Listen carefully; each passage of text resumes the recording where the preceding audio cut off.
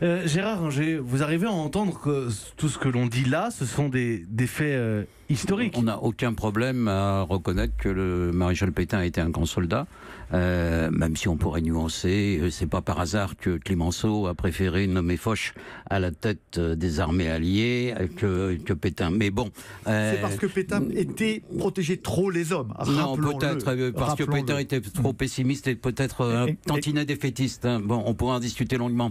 Mais le problème n'est pas là. Le problème, c'est l'indignité nationale qui couvre le maréchal Pétain depuis 1945.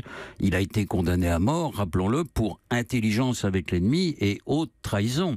Donc on est là dans un domaine qui couvre malheureusement tout ce qui s'est passé avant. Et le maréchal Pétain est quelqu'un dont la mémoire, pour beaucoup de gens, est une mémoire négative. Gérard Ringer, vous êtes vice-président du CRIF, mais vous êtes aussi historien. Oui. Le président du CRIF cet après-midi qui s'exprime et qui dit avoir l'impression d'assister à une révision de l'histoire. Ce qu'on vient d'entendre dans la voix du général Vincent Desportes ou avec Pierre Servan, c'est de l'histoire. Bien entendu. Ce qu'a dit Emmanuel Macron ce matin, c'est de l'histoire. Non, c'est de l'histoire, mais toucher à la mémoire de Pétain et essayer de parler de Pétain, c'est très difficile et c'est presque une insulte pour les victimes de la guerre 39-45, qu'il s'agisse des juifs, qu'il s'agisse des francs-maçons, qu'il s'agisse des communistes, qu'il s'agisse de tous les résistants.